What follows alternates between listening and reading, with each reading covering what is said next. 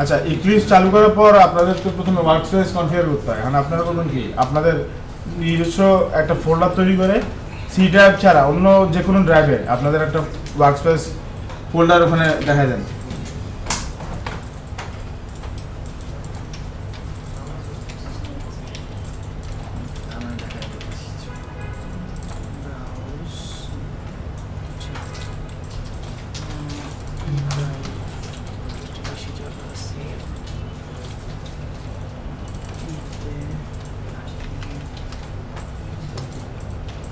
সবাই workspace change করছেন?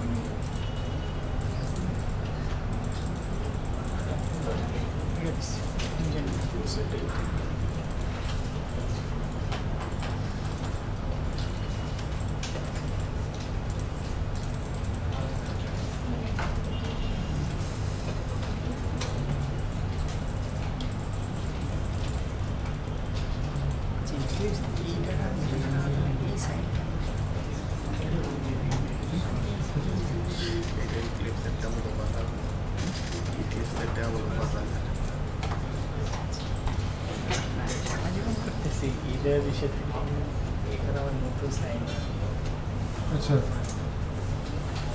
যাদের পিসিতে কোনো প্রজেক্ট নাই, আগের প্রজেক্ট যেগুলো আছে এগুলো ক্লোজ করে নিউ জাভা প্রজেক্ট তৈরি করেন আবার।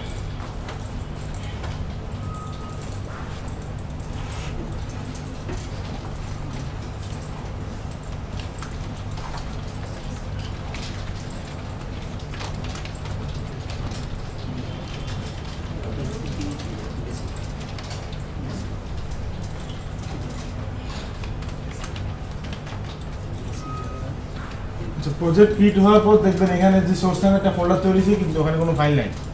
তো ফাইলগুলো আমাদের নিজেদের তৈরি করতে হবে আর কি। ওটা দরকার নাই, ক্যান্সেল দেন। আর আমরা এখন অ্যান্ড্রয়েডে কাজ করবো না, আমরা শুধু বেসিক জাভা প্র্যাকটিস করবো। এইচডিকে আমার দরকার নাই।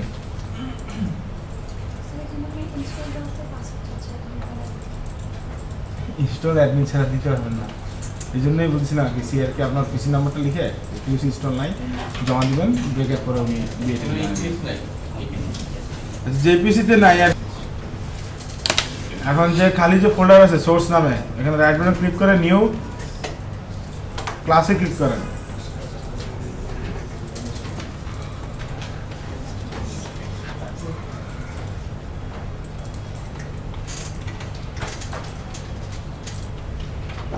তো ক্লাসের নামের ক্ষেত্রে আমরা নাম কিভাবে রাখি, কার আইডিয়া আছে বলেন? যে কোনো একটা ক্লাসের নাম কিভাবে রাখা হয়? একসাথে সবাই বললে তো গোলমাল হয়ে যাবে, যে কোনো একজন বলেন কি। আচ্ছা আপনি বলেন, মানে কোন কিভাবে আমরা নাম রাখি একটা ক্লাসের? বলছিলেন অনেক কিছু নাকি, সবার আওয়াজে শোনা জানি, বলেন এখন। না না না আপনার কিছু, হ্যাঁ ফার্স্ট লেটার হচ্ছে ক্যাপিটাল লেটার হবে, ক্যামেল কেস লেটার। এটা ক্যামেল কেস না, প্যাসকেল কেস। মানে প্যাসকেল কেস মানে হলো আপনার প্রথম অক্ষর বড় হাতের, এরপরে যতগুলা ওয়ার্ডের কম্বিনেশন হবে সবগুলা বড় হাতের থাকে। মানে অনেকটা এরকম, আমাদের ক্লাসের নাম যদি জাভা বেসিক হইতো, জাভার যে প্রথম অক্ষর বড় হাতের থাকবে, বেসিকের বি বড় হাতের। এবং ক্লাসের নাম রাখার সময় অবশ্যই সবসময় চেষ্টা করবেন আপনি যেই টাইপের বা যে কনসেপ্টের কাজ করতেছেন যাতে নামটা অনেকটা রিলেশন থাকে। এবিসিডি দিয়ে নাম রাখলে আপনি এখন হয়তো বুঝছেন, কিছুক্ষণ পরে এসে আপনি ক্লাসের নাম লিখে আপনি নিজেই বুঝবেন আসলে এটা কিসের ক্লাস ছিল। তো নামের ক্ষেত্রে সবসময় একটু খেয়াল দেওয়া দরকার যে আপনি যে ক্লাসটা নামতেছেন ওটা যাতে নেমিং কনভেনশনগুলো ফুলফিল করে। তো আমাদের এখানে আমরা ক্লাস ক্রিয়েট করার সময় আরো অনেক অটো জেনারেট কোড সহ এখানে ক্লাস ক্রিয়েট করতে পারি। তো এর মধ্যে আপনারা এখানে দেখবেন যে প্রথমে একটা অটো চেক দেওয়া আছে, মেইন মেথড। তো জাভা যে কোনো ক্লাসে আপনার এক্সিকিউশন করার জন্য মেইন মেথড থেকে কল করে। তো আমরা যদি মেইন মেথড সহ চাই, এটা চেকবক্স চেক করে দিলে ফিনিশ দিলাম, আমাদের মেইন মেথড সহ ক্লাসটা ক্রিয়েট করে দিলাম। কিন্তু যদি আমাদের মেইন মেথড না থাকে তাহলে মেইন মেথড কিভাবে লিখতে হবে, এটা একটা শর্টকাট আছে। আপনি সুন্দর মতো শুধু মেইন লিখে কন্ট্রোল স্পেস দিবেন, চলে আসবে। আচ্ছা,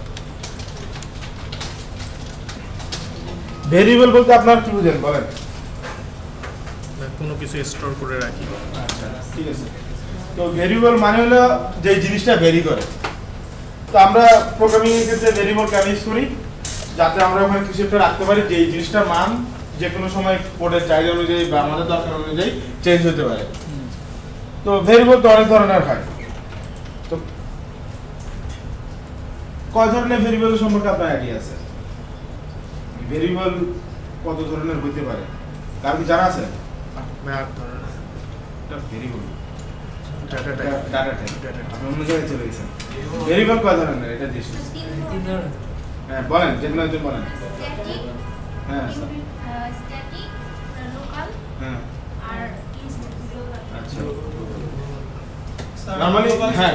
লোকাল ভেরিয়েবল বুঝলে গ্লোবাল আর লোকাল ভেরিয়েবল গ্লোবাল বলতে আসলে কিছু নাই। গ্লোবাল এটা অনেকে মানুষ একটা ভেক্টর হিসেবে ইউজ করে। কোনো বইয়ে কিন্তু আপনি দেখবেন না যেখানে গ্লোবাল ভেরিয়েবল নামে কিছু লেখা আছে। তো গ্লোবাল ভেরিয়েবল বলতে যেটা বোঝায় ওটা আসলে ইনস্ট্যান্স ভেরিয়েবল, কারণ ওটা কোনো একটা ক্লাসের ইনস্ট্যান্স। গ্লোবাল দিয়ে কিন্তু আসলে বোঝা যাচ্ছে না ওই জিনিসটা কি। কিন্তু ইনস্ট্যান্স দিয়ে আমরা কি বুঝি? ওই ক্লাসের ইনস্ট্যান্স হিসেবে ওই ভেরিয়েবলটা ডিক্লেয়ার করা হয়েছে। তো ইনস্ট্যান্স ভেরিয়েবল কোথায় ডিক্লেয়ার করা হয়? ক্লাসের যে স্ট্রাকচারটা আছে, ক্লাসের স্ট্রাকচার করতে এখান থেকে একটু পর্যন্ত, এটা হলো একটা মেথড। এটা যে কোনো ধরনের মেথড হইতে পারে। তো এই ক্ষেত্রে এখানে মেইন মেথড দেওয়া আছে আর কি। তো ইনস্ট্যান্স ভেরিয়েবল থাকবে ক্লাসের স্ট্রাকচারের ভিতরে কিন্তু মেথডের বাইরে। যেই ভেরিয়েবলগুলো ডিক্লেয়ার করা হয় সেগুলোকে বলা হয় ইনস্ট্যান্স ভেরিয়েবল।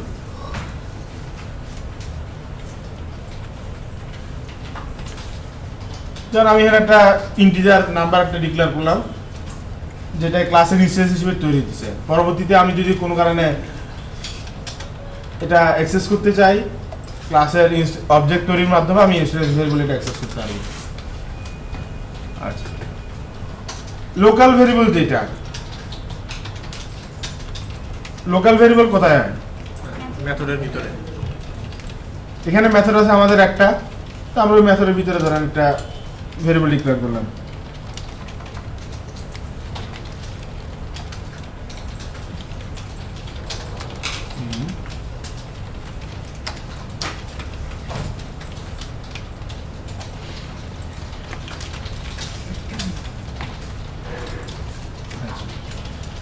আমরা একটা ভেরিয়েবল ডিক্লেয়ার করছি মেথডের ভিতরে, যেটা হলো একটা স্ট্রিং টাইপের ভেরিয়েবল এবং ডাবল কোটেশনের ভিতরে লিখতে হয়েছে। কারণ কি? স্ট্রিং টাইপের যে কোনো ডাটা আমাদের ডাবল কোটেশনের ভিতরে লিখতে হয়, না হলে সে চিনে না যে এটা স্ট্রিং ভেরিয়েবল নাকি অন্য কিছু। আর আমি যদি এখানে প্রথমে যে ইন্টিজার নাম্বার যে 3 লিখছিলাম, ওই 3 কেও যদি আমি ডাবল কোটেশনের ভিতরে লিখি তাহলে সে এটা স্ট্রিং হিসেবে কাউন্ট করবে। মানে সে যখন একটা ভেরিয়েবল খুঁজে যে আমার স্ট্রিং টাইপের ভেরিয়েবলের মধ্যে কি ডাটা আছে, ডাবল কোটেশনের ভিতরে যেটা পাবে সেটারই সে ওই ভেরিয়েবলের ডাটা হিসেবে ধরে নেবে। আচ্ছা, তাহলে আমাদের এখন আরেকটা কি বাকি? দুইটা তো হয়েছে, একটা হলো ইনস্ট্যান্স ভেরিয়েবল আর একটা হলো local variable. Static. Static variable কাকে বলে? স্ট্যাটিক ভেরিয়েবল আর বাকিগুলোর মধ্যে তেমন কিন্তু কোনো পার্থক্য নাই, শুধু নামের আগে স্ট্যাটিক আছে, ইউজে পার্থক্য আছে। স্ট্যাটিক ভেরিয়েবল হ্যান্ডেল করতে হলে এটা অবজেক্ট দিয়ে অ্যাক্সেস করতে হয়। স্ট্যাটিক, আচ্ছা যারা আমি বলতেছি,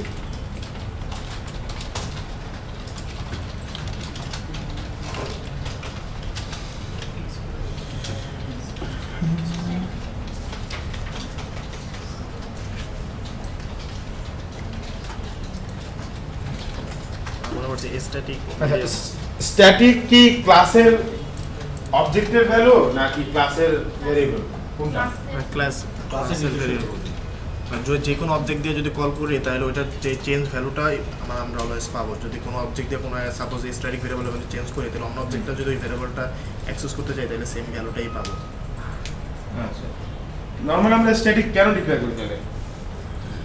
বা সবগুলো অবজেক্টে যেন ওই ভ্যালুটা শেয়ার করতে পারে।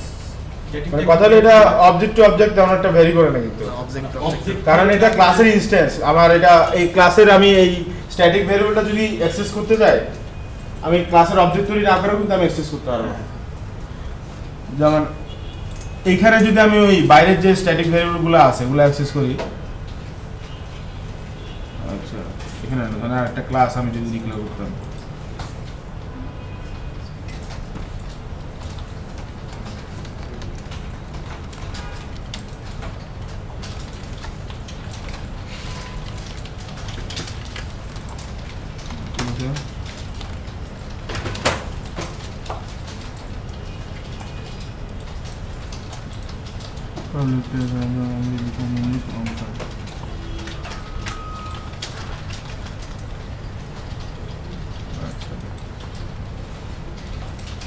তো জাভাতে আমরা প্রিন্ট দিই কিভাবে?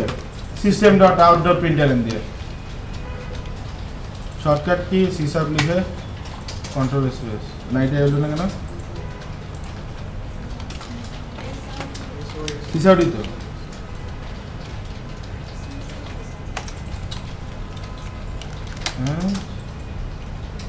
আচ্ছা সি শার্প শর্টকাট ছিল না? এসটা বড় হতে হবে। Yes,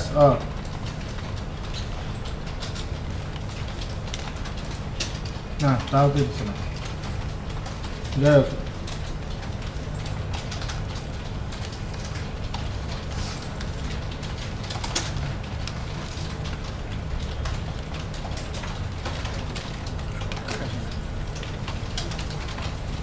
এটা অন্য ক্লাস দেখে পাচ্ছি না।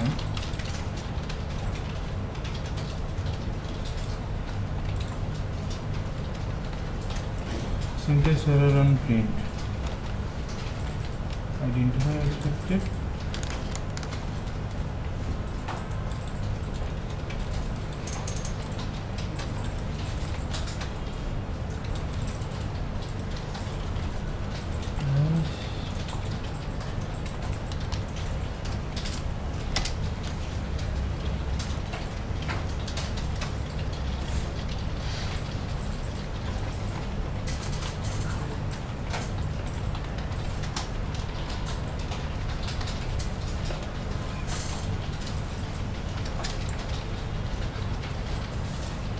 দেখেন ক্লাসের ডট দেওয়ার পর ক্লাসের ইনস্ট্যান্স যেগুলো সেগুলো কিন্তু আমার চলে আসতেছে।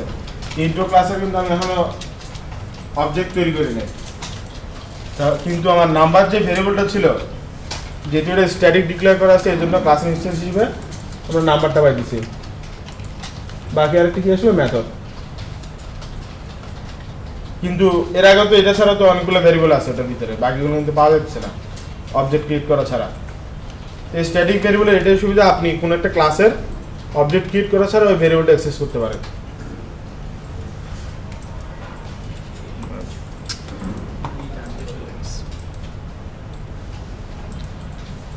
আচ্ছা ডাটা টাইপ জিনিসটা কি বলেন?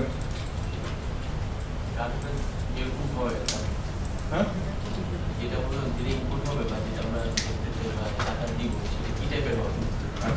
তো আমরা জানি কি জাভা খুবই স্ট্রংলি টাইপ ল্যাঙ্গুয়েজ। জাভার ক্ষেত্রে অলওয়েজ ডাটা যেটা সেটা মেনটেন করতে হয়। অন্যান্য অনেক ল্যাঙ্গুয়েজ আছে যেগুলোতে লাগে না, যেমন পিএইচপিতে কিন্তু ভার দিয়ে সব কিছু করে ফেলা যায়। তো আপনি এখানে ইন্টিজার ভ্যালু রাখেন বা সিস্টেম রাখেন, ও বুঝে নেয়, কিন্তু অনেক সময় কিন্তু কনফিউশন তৈরি হতে পারে পরবর্তীতে, কারণ আপনি যদি খেয়াল না রাখেন যে আগে কোন টাইপের ভ্যারিয়েবল রাখছেন আপনি। তো জাভার ক্ষেত্রে এই ধরনের আপনি চাইলেও ভুল করতে পারবেন না। আপনি যদি একটা জিনিস ইন্টিজার ডিক্লেয়ার করে ফেলেন তো এখানে আপনি ইন্টিজার টাইপেরই ভ্যালু রাখতে হবে, স্ট্রিং রাখলে নিবে না। যেন আমরা যেটা ডিক্লেয়ার করছিলাম এর আগে নাম্বারের মধ্যে, এখানে যদি আমি স্ট্রিং টাইপের কোনো একটা ভ্যালু রাখতে চাই,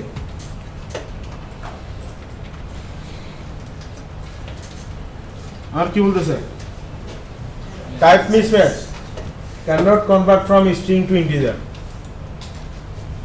আমার এখানে সাজেশন দিতেছে change type of number to string,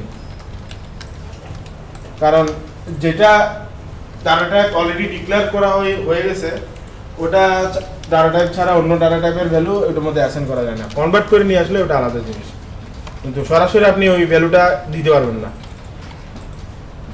এখন স্ট্রিং ধরুন এখানে লেখা আছে স্ট্রিং নাম্বারের সাথে এখানে নেম লেখা, আমরা তো ভেরিয়েবল অনেক সময় যোগ বিয়োগ করি না, একটার সাথে একটা প্লাস করায়, তো এখানে যদি আমি এখন প্লাস দিয়ে 1 দিই তাহলে কি হবে? হ্যাঁ, পরবর্তী যে ভ্যালুটা দিছি ওটা যদিও আমার ইন্টিজার ভ্যালু বা অন্য যে কোনো টাইপের ভ্যালু হতে পারে, কিন্তু সেইটাকে কি হিসেবে কাউন্ট করবে?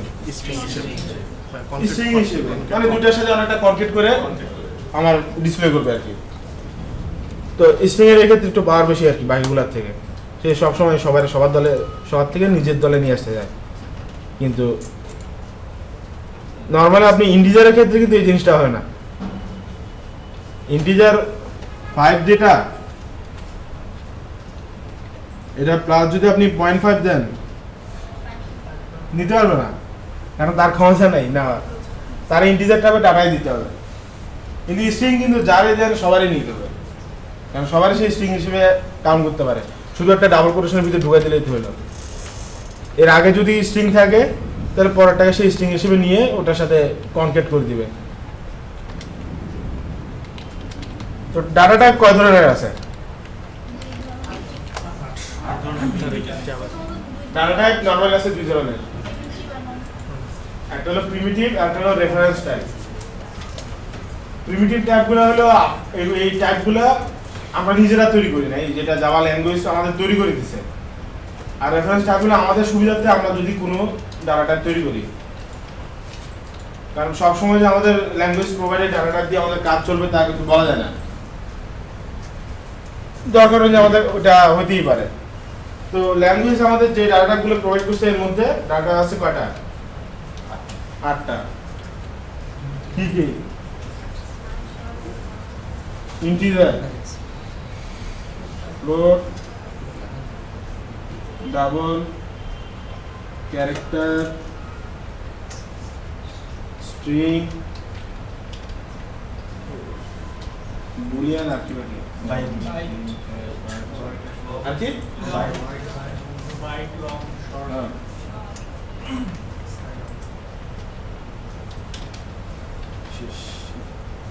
স্ট্রিংটা তো প্রিমিটিভ, শর্ট হবে।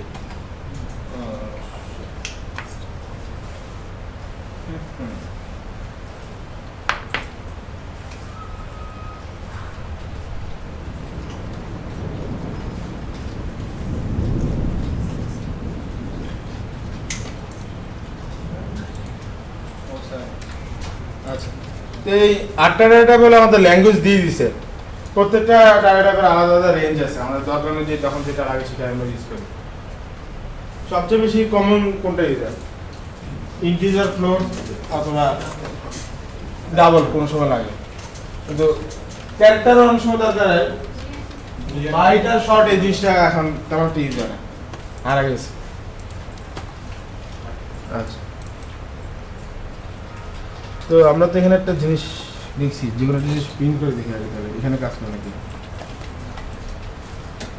এখানে কাজ করে।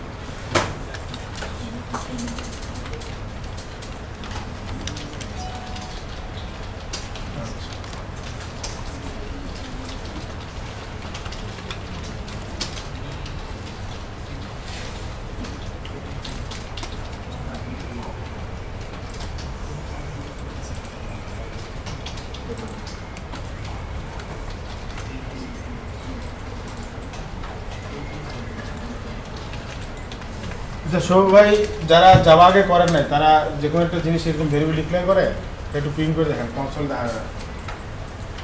যারা জাভা করছেন আগে তাদের কাছে এই জিনিস কিছু না। আচ্ছা,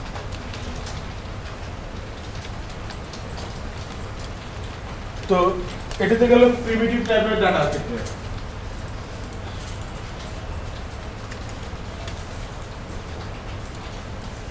রেফারেন্স টাইপের ডাটা টাইপটা কখন মানে কিভাবে আমাদের দরকার হয়, যেমন ধরেন আমাদের একটা জিনিস দরকার হতে পারে, একটা ক্লাসের যতগুলো স্টুডেন্ট আছে স্টুডেন্টের ডাটা আমার সেভ করতে হবে, তো স্টুডেন্টের ডাটা আমার যেহেতু সেভ করতে হবে, ওখানে স্টুডেন্টের ডাটার মধ্যে অনেক কিছু তো থাকে, তার নাম থাকে, তার রোল নম্বর থাকে, তার সব কিছু আমাদের রাখতে হয়। কারণ প্রত্যেকটা যদি এরকম আলাদা আলাদাভাবে ইন্টিজার স্ট্রিং ভেরিয়েবল করে ডিক্লেয়ার করে বাইরে যেমন কালেকশন আকারে রাখতে হয়, তাহলে কিন্তু আমাদের জন্য জিনিসটা অনেকটা ব্যালেন্স হতেছে না। তো এই ক্ষেত্রে আমরা কি করি, রেফারেন্স টাইপের একটা ক্লাস তৈরি করি, যেখানে যতগুলো ভেরিয়েবল থাকবে বাইরে থেকে যদি অ্যাক্সেস করা হয়, ওটা ওই টাইপের ভেরিয়েবল হিসেবে কাউন্ট করে।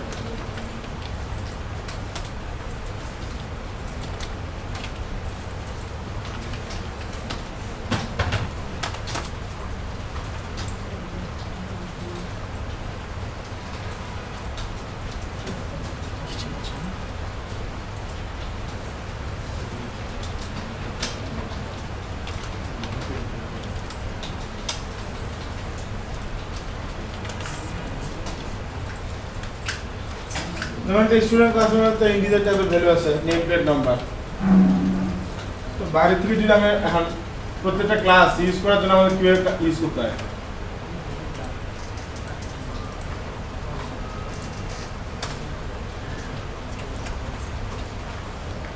ধরুন এখানে আমরা কি করছি, এখানে কিন্তু অবজেক্ট ক্রিয়েট হয় নাই, এখানে শুধু আমরা স্টুডেন্ট ক্লাসের একটা রেফারেন্স তৈরি করছি, যে এই স্টুডেন্টের মধ্যে নেম প্লেট একটা আছে, এটা ছাড়া আর অনেক কিছু থাকতে পারে।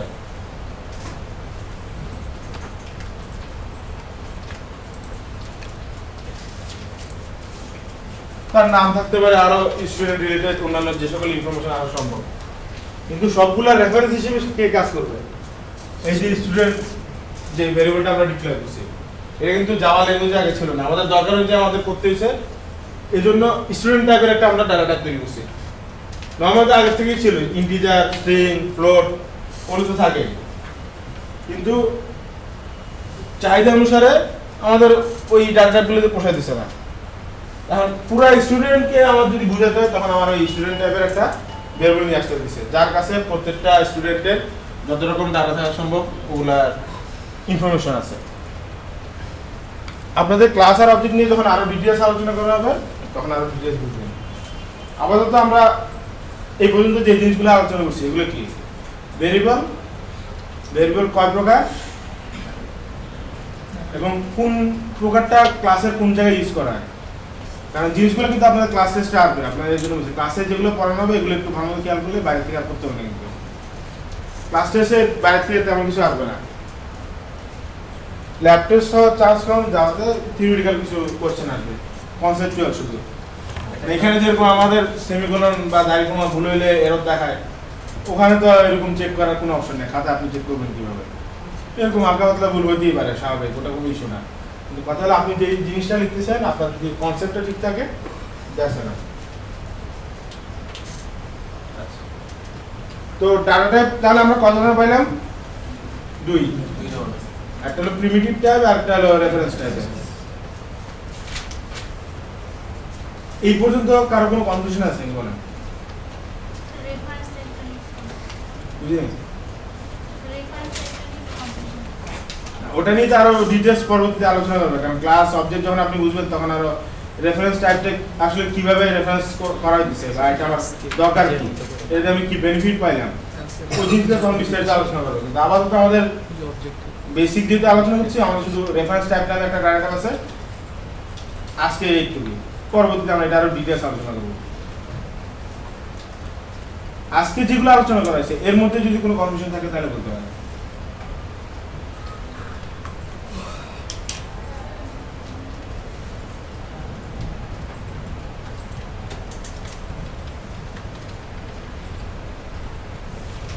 আচ্ছা, সবাই চুপ থাকলে কেন হবে? একটা কিছু একটু বলতে হবে, বুঝছি বা বুঝি নাই। বুঝছি কারণ অনেক সময় একটা দিন দেখা যায় কি, প্রশ্ন করার পর অনেকে কনফিউশনের মতো তাকায় থাকে যে আসলে বুঝছি বা বুঝি নাই, দুইটা যেগুলো দিয়ে থাকা ভালো। তো আমি কি বুঝছি এটা যদি না বুঝি, কি বা কি বুঝি না এটা যদি না বুঝি, তাহলে সমস্যা আছে। এজন্য ডাটা আমরা টাইপ দুই প্রকার, প্রিমিটিভ, রেফারেন্স। প্রিমিটিভ গুলো বললাম, এখন আর্টের মধ্যে বোঝার তো কিছু না, সবাই না বুঝে। বুঝতে নাই, কারণ অনেকে তো প্রথম যাওয়া করছে, কেউ কেউ অবশ্যই আছেন যারা অনেক আগে থেকে করতেছেন, অ্যান্ড্রয়েডও করে ফেলছেন, তাদের কাছে এই জিনিসটা কিছু না। যারা আগে আজকে প্রথম দেখছে তার কাছে অনেক সময় অন্যরকম লাগতেই পারে। আজকে প্রথম হয়েছে। হইতে পারে না, বরং অনেকদিন ধরে আপনি পড়ছেন কিন্তু কনসেপ্টটা ক্লিয়ার না, এটা দুই রকম আছে। আচ্ছা আচ্ছা, ইন্টারভিউর সময় কাদেরকে মানে আপনাদের সবাইকে কাকে কোন প্রশ্ন করতে দেওয়া হয়, মানে কোড লিখতে দেওয়া হয়েছিল মনে আছে? মনে আছে ডুয়াল লুপ। আচ্ছা, কোড ডুয়েল তো আপনার কনসেপ্ট জিজ্ঞেস করা হয়েছে, ডুয়েল কি? একটা কোড লিখতে দিয়ে বলা হয়েছিল কত যেন প্রিন্ট না কি যেন একটা করতে বলা হয়েছিল। আচ্ছা আচ্ছা, আমরা লুপে পরে আসবো। সমস্যা নেই। আপনি তো জিজ্ঞেস করছেন। আমার তো মনে নেই কত মানুষের তো কথা জিজ্ঞেস করছি।